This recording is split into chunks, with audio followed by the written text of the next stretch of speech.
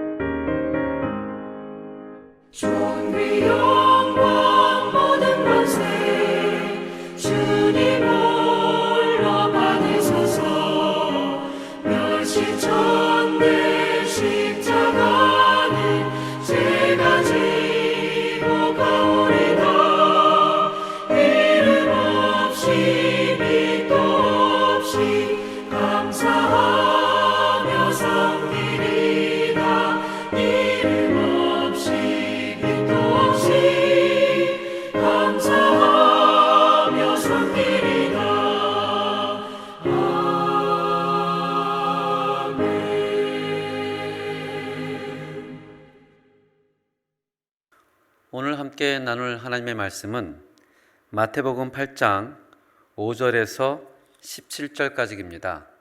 신약성경 11페이지가 되겠습니다. 다 찾으셨으면 교독하겠습니다. 함께 봉독하겠습니다.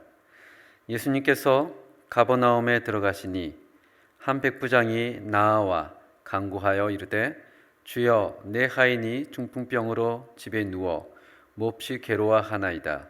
이르시되 내가 가서 고쳐주리라.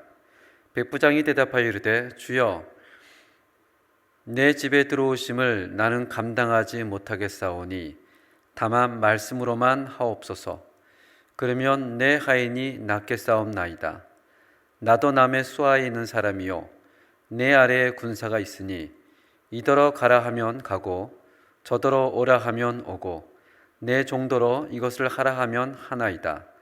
예수께서 들으시고 놀랍게 여겨 따르는 자들에게 이르시되 내가 진실로 너희에게 이르노니 이스라엘 중 아무에게서도 이만한 믿음을 보지 못하였느라. 또 너희에게 이르노니 동서로부터 많은 사람이 이르러 아브라함과 이삭과 야곱과 함께 천국에 앉으려니와 그 나라의 본 자손들은 바깥 어두운 데 쫓겨나 거기서 울며 이를 갈게 되리라. 예수께서 백부장에게 이르시되 가라, 내 믿음대로 될지어다 하시니 그 즉시 하인이 나으니라. 예수께서 베드로의 집에 들어가사 그의 장모가 열병으로 앓아 누운 것을 보시고 그의 손을 만지시니 열병이 떠나가고 여인이 일어나서 예수께 수종들더라. 저물매 사람들이 귀신 들린 자를 많이 데리고 예수께 오거늘 예수께서 말씀으로 귀신들을 쫓아내시고 병든 자들을 다 고치시니 이는 선지자 이사야를 통하여 하신 말씀에 우리의 연약한 것을 친히 담당하시고 병을 짊어지셨도다 함을 이루려 하심이더라. 아멘. 우리가 신약 성경을 쭉 읽어보면 전반적으로 예수님께서는 부자나 또는 권력자들을 의도적으로 멀리 하시고 계심을 알 수가 있습니다. 멀리할 뿐만 아니라 때로는 그들을 향해서 회칠한 무덤, 이렇게 비판을 자주 하셨습니다. 마태복음 19장 16절에 보면 내가 무슨 선한 일을 하여야 영생을 얻겠습니까? 라는 질문을 가지고 예수님께 나아왔던 부자 청년도 결국에는 재물이 많음으로 근심하여 돌아가게 됩니다. 그를 향해서 예수님이 말씀하시기를 마태복음 19장 24절에 낙타가 바늘기로 들어가는 것이 부자가 하나님 나라에 들어가는 것보다 쉬우니라. 이 말씀은 어렵다라는 얘기가 아니라 들어갈 수 없다라는 것을 얘기합니다. 이런 말씀이 우리의 머릿속에 깊이 남아있는지는 몰라도 우리는 성경에 나오는 부자나 권력자들, 그들을 부정적으로 바라보는 경향이 굉장히 있습니다. 그런데 아이러니하게도 그들을 부정적으로 바라보면서도 우리는 이 땅에서 사실은 부자가 되고 싶고 또 권력자가 되기를 원한다는 것입니다. 그리고 그렇게 되기를 열심히 기도도 하고 있습니다. 성경에서 가난하고 병들고 불쌍한 사람들이 예수님의 사랑을 많이 받았지만 오늘 본문을 보면 의외의 인물을 향하여 예수님이 마태복음 8장 10절 하반절에 이렇게 얘기를 하십니다. 이스라엘 중에 아무에게서도 이만한 믿음을 보지 못하였느라. 그는 백부장입니다. 유대인이 아니고 로마 군대의 최고의 집단에 속해 있는 로마 백부장. 미국에서 명예로운 직업 또는 사람들에게 존경받는 직업 탑 10을 뽑는다면 1위는 의사, 2위는 군인, 3위는 소방관, 4위는 과학자, 5위는 간호사. 이 탑 10의 순서를 보면 조금의 변경은 있어도 언제나 군인은 이 상위권에 머물러 있습니다. 어쩔 때는 1위, 어쩔 때는 2위, 어쩔 때는 3위. 언제나 미국 국민들에게 군인은 너무나 명예로운 직업이요, 존경받는 그런 사람들로 인식을 하고 있습니다. 예전에 제가 샌디에고에 제 막내 동생이 살고 있기 때문에 갔다가 이 비행기를 탑승해서 아르헨티나에 돌아오려고 공항에서 기다리고 있었습니다. 줄을 서 있는데 갑자기 어떤 승무원이 10여 명의 군인들을 데리고 와서 그냥 줄도 서지 않고 탑승을 시키는 것을 보게 되었습니다. 저는 그런 장면을 처음 봐서 군사작전이 있나? 왜 저 사람들은 줄을 서지 않지? 라고 생각했지만 나중에 알고 보니까 미국에서는 군인들에게 우선 탑승할 수 있는 서비스를 제공한다는 것입니다. 뿐만 아니라 비행기에 다 탑승하고 나서 이륙하기 전에 승무원이 광고를 합니다. 이 항공편에는 군인이 탔습니다. 그러자 사람들이 우레와 같은 박수를 치면서 감사함을 표시하는 것을 보고 미국 사람들은 군인들을 굉장히 존경하는구나 라는 것을 알게 되었습니다. 심지어는 식당에서 군인들의 식사값을 누군가 대신 지불해 주는 것도 그렇게 이상한 일이 아닙니다. 미국 국민들은 군인을 마주치면 이렇게 감사를 합니다. Gracias por tu servicio. 여러분의 헌신에 감사를 드립니다. 이 말을 들으면 군인은 이렇게 답을 합니다. Gracias por tu apoyo. 여러분의 지원과 후원에 감사를 드립니다. 이 정도로 미국에서는 군인이 명예롭고 존경스러운 존재로 인식되고 있습니다. 그런데 로마 시대가 그랬습니다.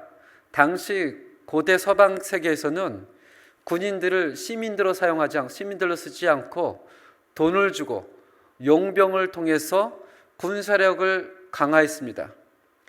그런데 로마는 용병을 사용하지 않고 시민군을 택했습니다. 또는 피부색이나 출신 지역이나 그거를 전혀 무시하고 공동체에 어느 정도 기여함에 따라 시민권을 부여했는데 그 기여의 핵심이 병역이었습니다. 병역은 시민의 명예로운 의무이자 참정권이었고, 로마에서 존경을 받으려면, 공직을 수행하려면 이 군 복무가 필수였습니다. 백부장은 말 그대로 100명의 군인을 이끄는 로마의 가장 중요한 군인이었는데, 보통 백부장이 되려면 최소 15년을 군 복무를 해야 됩니다. 그러니까 사병들 사이에서는 그들이 꿈꿀 수 있는 최고의 명예 직책이 백부장이었습니다. 많은 사람들 앞에 존경을 받고 스스로도 자기가 군인임에 대한 자긍심이 대단했습니다. 언제든지 황제를 위해서, 로마의 번영을 위해서 자기의 목숨을 바칠 준비가 된 사람들이 백부장이었습니다. 공관복음 마태, 마가, 누가, 이 공관복음에 보면 예수님이 2번 놀라셨다는 표현이 등장합니다. 첫 번째는 마가복음 6장 6절에 보면 예수님이 자기의 고향 나사렛으로 갑니다. 가서 말씀을 전하는데 사람들이 얘기를 하죠. 저는 마리아의 아들 요셉이 아니냐, 마리아 아들 예수가 아니냐, 그의 형제 요셉과 시몬이 우리와 함께 있지 않느냐 라면서 예수님을 배척합니다. 그래서 예수님이 아무런 기적을 할 수 없었다. 그러면서 이렇게 얘기를 하죠. 마가복음 6장 6절에 그들이 믿지 않음을 이상히 여기셨더라. Y estaba asombrado de la incredulidad de ellos. 그들의 불신앙으로 인해서 예수님이 너무너무 놀랬다. 이렇게 표현하고, 그리고 또 놀라셨던 표현이 오늘 본문 말씀입니다. 백부장이 이렇게 얘기를 하죠. 주여, 당신이 내 집에 오는 것을 내가 감당할 수가 없습니다. 말씀만 하옵소서. 그럼 내 하인이 낫겠습니다. 나도 남의 수하에 있는 사람이요, 내 밑에 있는 사람에게 가라 하면 가고 오라 하면 오고 내 종들이 다 그렇습니다. 그러니 말씀만 하옵소서. 이 말을 듣고 마태복음 8장 10절 상반절에 보면 예수님 표현이 이렇게 얘기를 하죠. 놀랍게 여겨. Al oírlo Jesús quedó asombrado. 그것을 듣고 예수님이 놀랬다. 한 번은 믿음이 너무 없어서 놀라고, 또 한 번은 그 믿음이 너무 커서 놀라는, 예수님께서 2번 놀랐음을 성경에서 기록하는데 그 한 번이 오늘 본문 말씀입니다. 이 마태복음의 저자 마태는 이 백부장의 믿음을 3번이나 강조합니다. 첫째는 마태복음 8장 5절 6절에 한 백부장이 나와 강구하여 이르되, 이 백부장이 자기 하인 때문에 직접 예수님께 나온 사실이 놀랍다 이렇게 얘기를 합니다. 두 번째는 마태복음 8장 10절에 이스라엘 중 아무에게도 이만한 믿음을 보지 못하였다 하면서 백부장의 믿음을 칭찬하는 말씀이 나옵니다. 세 번째는 마태복음 8장 13절에 내 믿음대로 될지어다 하면서 백부장의 믿음을 강조하고 있습니다. 당시 로마 도시 인구의 30%는 노예였습니다. 주로 전쟁을 통해 노예들을 공급했지만 전쟁 아니고서도 빚이 많거나 굶주림 때문에 스스로 노예된 자들이 굉장히 많았습니다. 이런 노예들은 경매를 통해 거래되었는데요, 그 노예들의 가격이 그렇게 비싸지 않았습니다. 백부장의 일주일치 월급이면 노예 한 명을 살 수가 있었습니다. 노예를 향한 학대도 빈번했습니다. 그 당시 어느 문서를 찾아도 기독교인이, 그리스도인이 하나님을 믿지 않는 백성보다 노예를 더 잘 대했다라는 사료를 찾아볼 수가 없습니다. 아시겠지만 지금은 미국에서 인종차별이나 노예제도가 다 없어졌지만 사실은 200년 전만 뒤로 돌아가도 성경을 토대로 해서 세워졌다는 그 미국에서도 노예는 하나님의 뜻이라고 여겼습니다. 그 정도로 노예는 인간으로 취급을 받지 못한 시대가 바로 그때였습니다.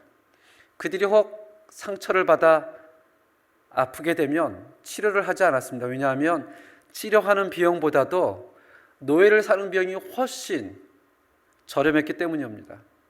그런데 오늘 본문에서 백부장은 자신의 종이 중풍병을 앓게 되자 그 자기의 종을 치료하기 위해서 예수님을 직접 찾아온 것입니다.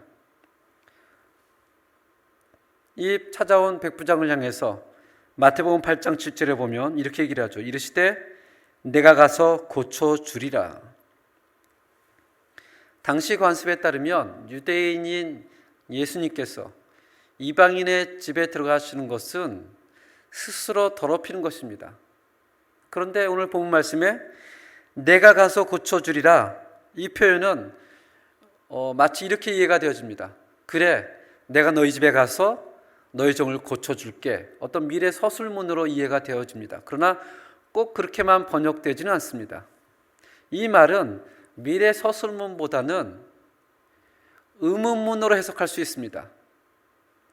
디오스 아블라오이라는 이 스페인어 번역에는 이렇게 나와 있습니다. 에데이르조 아사날로. 이 말은 내가 정말로 그 종을 치료하기 위해서 가야 되느냐라고 묻고 있는 것입니다. 그래서 내가 가서 고쳐주리라 라고 번역하기보다는 정말 유대인인 내가 너희 집에 가서 그를 고쳐줘야겠느냐라고 묻는 의문문으로 해석을 해야 됩니다. 이방인인 백부장도 이러한 간섭 문제를 잘 알고 있었기 때문에 8절에 이렇게 대답을 하죠. 주여, 내 집에 들어오심을 나는 감당할 수 없습니다. 다만 말씀으로 하옵소서. 그러면 내 하인이 낫겠사옵니다 라고 대답을 합니다. 예수님께서 내 집에 들어오지 않고 그저 멀리서 말씀만 한다면 내 종이 낫겠습니다. 적어도 백부장은 예수님이 훌륭한 선생이 아니라 그 이상의 존재, 병을 치료할 수 있는 존재로 믿고 있었다는 것입니다. 그 백부장의 믿음을 보고 10절에 이렇게 얘기를 하죠. 이스라엘 중 아무에게도 이만한 믿음을 보지 못하였노라. 13절에는 내 믿음대로 될지어다. 너무나 유명한 말씀이죠. 내 믿음대로 될지어다. 이 말을 들으면 가슴이 뛰고 정말 열심히 믿어야겠다. 정말 헌신해야 되겠다. 이런 생각이 드는 것이 사실입니다. 그러면서 11절 12절을 함께 읽겠습니다. 또 너희에게 이르노니 동서로부터 많은 사람이 이르러 아브라함과 이삭과 야곱과 함께 천국에 앉으려니와 그 나라의 본 자손들은 바깥 어두운 데 쫓겨나 거기서 울며 이를 갈게 되리라. 유대인뿐만 아니라 이방인들도 하나님의 나라의 잔치에 들어갈 수 있다라는 희망적인 메시지를 줍니다. 반면에 이스라엘을 향해서는 너희가 아브라함의 자손이라고 해서 너희의 피로, 너희 혈통으로 하나님 나라에 들어가는 것이 아니라 오직 믿음으로만 들어갈 수 있다라는 경고의 메시지를 주는 것입니다. 오늘 본문 말씀 5절에서 13절까지만 본다면 우리는 항상 이렇게 결론을 내립니다. 믿음으로 병의 치료를 받을 수 있다. 믿음으로 하나님의 자녀가 된다. 믿음으로 하나님 나라에 들어갈 수 있다. 그러니 우리도 이 백부장처럼 이 믿음을 가지고 살아가기를 원합니다 라고 결론을 내리면 우리들은 아멘, 아멘 그렇게 설교의 마음을 짓습니다. 근데 오늘 본문이 그렇게 끝나지 않습니다. 그 다음 9절, 14절, 15절에 보면 우리가 전혀 생각하지 못했던 일들이 나면서 우리를 혼란스러움에 빠지게 만듭니다. 14절, 15절에 보면 백부장의 예를 지나서 예수님이 베드로의 장모의 집에 들어가는 일이 나옵니다. 베드로의 장모. 이 한국 사람은 이 조크를 잘 이해하지 못하겠지만 현지인들에게 이렇게 질문을 던지면 다들 웃습니다. 베드로가 왜 예수님을 3번이나 부인한 줄 아세요? 그 이유는 예수님이 베드로의 장모를 살려주었기 때문입니다. 이 말을 하면 한국 사람들은 이게 무슨 말인가 하겠지만 이 라틴 아메리카 사람들은 박수치며 웃습니다. 왜냐하면 라틴 아메리카에서 장모와 사위와의 관계는 우리 한국 문화에서는 시어머니와 며느리의 관계와 동일합니다. 우리식으로 이해한다면 예수님이 시어머니를 죽음에서 살려주셨기 때문에 그 며느리가 예수님을 3번 부인했다. 그런 얘기가 됩니다. 이해가 되시나요? 이건 정말 현지인들만 이해할 수 있는 그런 조크입니다. 예수님께서 베드로의 집에 들어가셨는데 베드로의 장모가 열병으로 앓아 누워 있었습니다. 그 당시 가버나움은 이 갈릴리와 요단강 근처에 있기 때문에 이 습지가 많은 지역에서는 모기도 많고 말라리아와 같은 열병이 흔했습니다. 이 열병이 말라리아인지는 정확히 모르겠지만 이 베드로의 장모의 몸에 열이 심하게 오르고 있었던 것은 사실이었습니다. 그런데 14절을 읽어보시면 제가 읽겠습니다.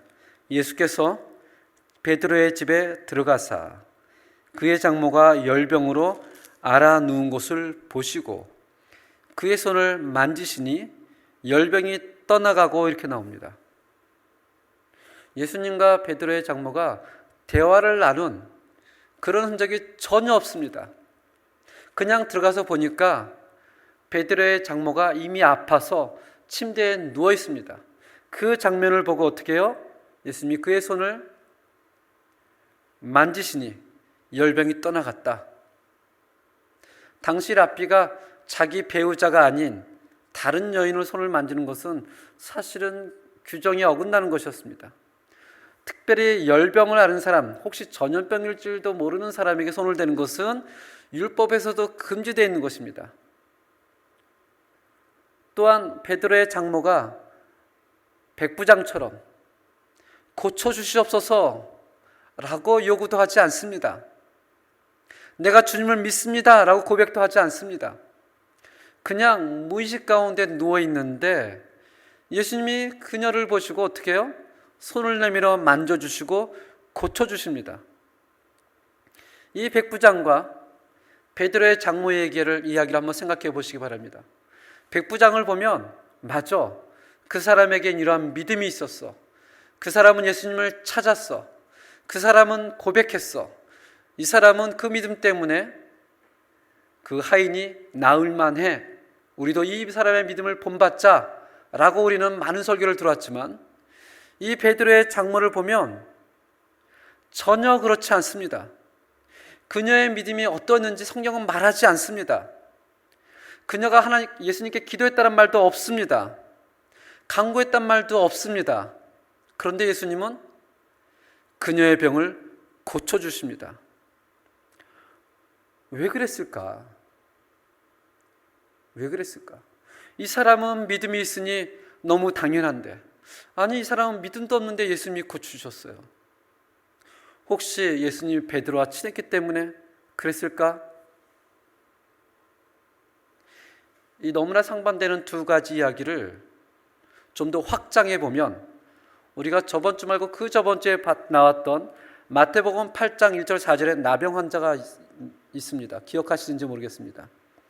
그리고 오늘 본문 가운데 마태복음 8장 5절 13절에는 백부장이 나옵니다. 그리고 본문 가운데 14절 15절에는 베드로의 장모가 나옵니다. 나병 환자와 백부장과 베드로의 장모를 통해서 이 마태복음의 마태가 정말 얘기하고 싶은 것은 무엇이었을까? 나병 환자의 믿음, 백부장의 믿음, 베드로 장모의 믿음, 그 세 인물의 마태가 초점을 맞추지 않습니다. 지금 나병 환자가 얼마나 믿음이 있었는지, 얼마나 순종했는지에 초점을 맞추지 않습니다. 백부장이 얼마나 믿음이 큰지, 예수님을 칭찬했는지 거기에 관심이 없습니다. 베드로의 장모가 얼마나 대단했는지 거기에 초점을 맞추는 것이 아니라, 예수님이 나병 환자도 고치셨고, 예수님이 백부장도 고치셨고, 예수님이 베드로의 장모도 고치셨다는 예수님을 향한 초점을 맞추지, 지금 나병 환자와 백부장과 베드로 장모에 초점을 맞추는 것이 아니라는 것입니다. 지금 마태가 얘기하고 싶은 것은 그들의 믿음이 컸다, 그들이 순종했다가 아니라, 우리가 기다리던 그 메시아가 바로 예수 그리스도다. 그가 와서 나병 환자도 고쳐주셨고, 그가 와서 백부장의 하인도 고쳐주셨고, 그가 와서 베드로의 장모도 고쳐주셨다. 그것을 반복해서 얘기하면서 그가 진정한 왕이시다, 그에게 치료하는 능력이 있다라고 하면서 예수님에게 초점을 맞추고 있는 것입니다. 우리는 자꾸 성경을 읽으면서 이 하나님께, 예수님께 초점을 맞추지 않고 이상하게 사람에게 초점을 맞추고 관심을 갖습니다. 근데 성경은 사람에게 초점을 맞추지 않습니다. 1차적인 초점은 사람이 아니라 누구에게요? 우리의 눈을 돌려서 저 하나님에게 초점을 맞추러 갑니다. 예수가 누구인지, 그가 그리스도인지, 그가 살아계신 하나님의 아들인지. 베드로의 장모가 병고침을 받은 이후에 예수님께서 치유하는 능력이 있다는 사실이 빠르게 퍼져나갑니다. 그래서 안식일임에도 불구하고 수많은 사람들이 병자들과 귀신 들린 자들을 다 예수님께 데려옵니다. 16절을 함께 읽어보시겠습니다. 저물매 사람들이 귀신 들린 자를 많이 데리고 예수께 오거늘 예수께서 말씀으로 귀신들을 쫓아내시고 병든 자들을 다 고치시니. 병든 자와 귀신 들린 자를 강조하는 것이 아니라 그들을 누가 고쳤다고요? 예수님이 다 고쳐주셨다. 그러면서 이 세 가지 이야기의 결론을 오늘 마지막 본문 말씀이 나옵니다. 우리 17절을 함께 읽겠습니다. 시작. 이는 선지자 이사야를 통하여 하신 말씀에 우리의 연약한 것을 친히 담당하시고 병을 짊어지셨도다 함을 이루려 하심이더라. 아멘. 이 이야기는 이사야서 53장 4절에 나오는 말씀을 마태가 인용한 것입니다. 이 이사야서 53장은 유대인이라면 누구나 다 알고 있는 말씀입니다. 장차 메시아가 온다면, 장차 왕이 온다면, 장차 그리스도가 온다면 이러한 모습으로 올 것이다. 그래서 마태는 유대인 저자에게 얘기를 하죠. 그가 다 고치셨다. 이는 선지자 이사야 53장 4절에 나와 있는 이 말씀을 이루려 하심이라. 그가 왕이란 뜻입니다. 그가 메시아란 뜻입니다. 그가 살아계신 하나님의 아들이라는 것입니다. 구약에 기록되어 있는, 이사야에 기록되어 있는 그가 기다렸던 우리의 왕이다라는 것을 선포하는 것입니다. 그것을 알리기 위해서 나병 환자를 등장시키고, 그것을 전하기 위해서 백부장을 등장시키고, 그것을 선포하기 위해서 베드로의 장모를 언급하신 것입니다.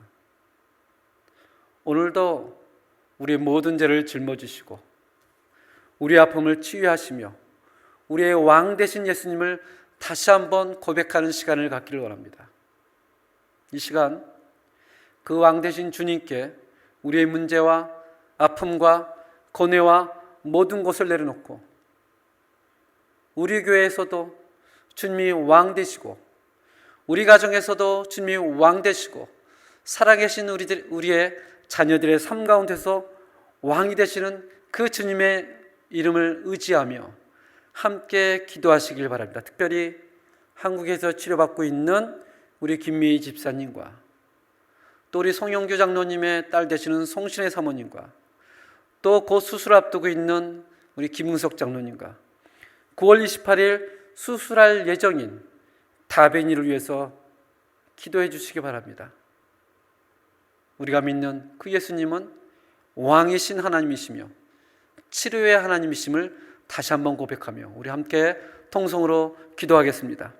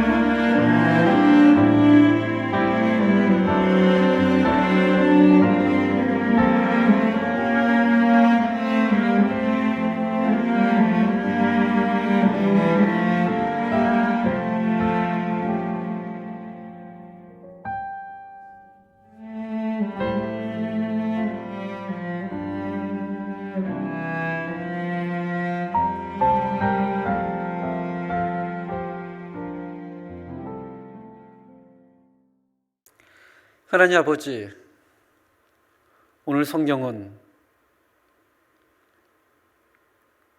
예수가 그리스도요, 예수가 왕이요, 예수가 치료의 하나님이다 람을 선포하고 있습니다. 구약에서 얘기하고 있는 그 왕이 바로 예수 그리스도다. 그는 치료의 능력을 가지고 있다. 그가 나병 환자도 고쳤고, 그가 백부장의 하인도 고쳤고, 그가 베드로의 장모도 고쳤다 라고 마태는 우리에게 이야기하고 있습니다. 그 성경의 선포를, 그 성경의 고백을 우리가 받아들이고 우리 역시 동일한 고백을 할 수 있도록 주님 인도하여 주옵시고, 저희 교회 가운데 영육 안에 연약한 자들이 있다면 그 하나님의 이름을 의지하여 기도하면서 하나님의 역사를, 그 치료하심을 우리 모두가 다 맛볼 수 있도록 주께서 인도하여 주시옵소서. 예수님의 이름으로 기도합니다. 아멘. 우리 다 같이 찬송가 380장으로 하나님께 영광을 드리겠습니다.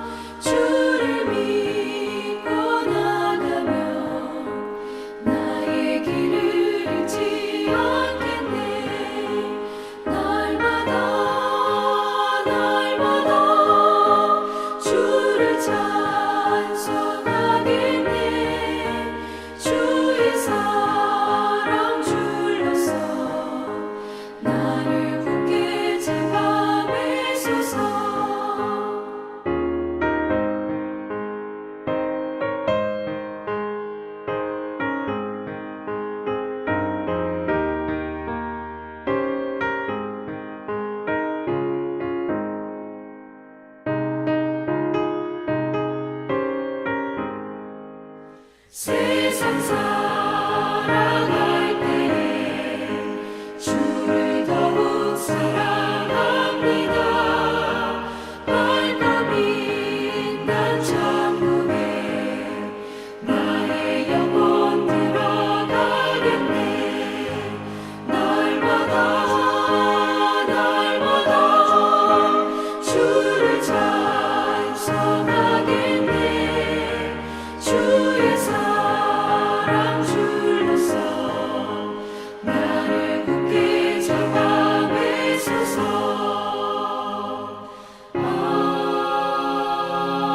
아멘.